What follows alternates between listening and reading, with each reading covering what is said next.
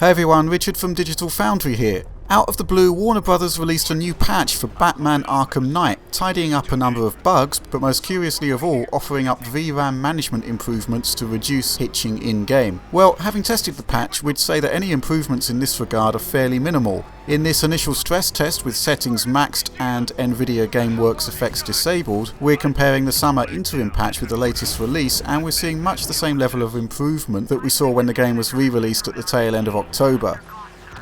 Stacking up the GTX 960 with its AMD counterpart, the R9 380, not much has really changed. Arkham Knight's VRAM management is still better on 2GB Nvidia cards, but it's still far from impressive. Meanwhile, the R9 380, a faster product by the way at a hardware level, still really struggles. To get anything like a PlayStation 4 style experience on a 2GB card, essentially you'll need an Nvidia GPU, and we still highly recommend limiting frame rate to 30 FPS. And dropping both texture and shadow resolution from high to normal. Here we're using two different methods to cap frame rate. On the right there we're using the half rate adaptive VSync option from the GPU control panel, while on the left we've limited frame rate to 30 FPS using Nvidia Inspector, and we've locked in triple buffering. Now, neither of these techniques can sustain a completely fixed 30 FPS. Adaptive drops frames with screen tear, while the Nvidia Inspector 30 FPS is more stable overall, but still drops the odd frame. That said, in both cases at least we are getting something close to the console experience on a 2GB card.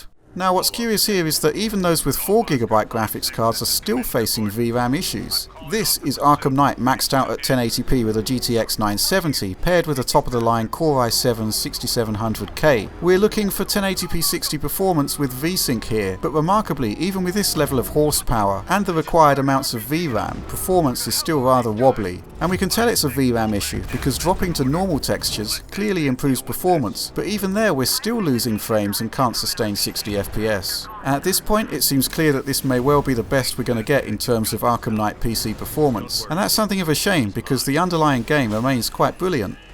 Anyway, not the most positive of reports then, but if you found this test useful, please give us a thumbs up and be sure to subscribe to Digital Foundry so you don't miss a thing. Thanks for watching.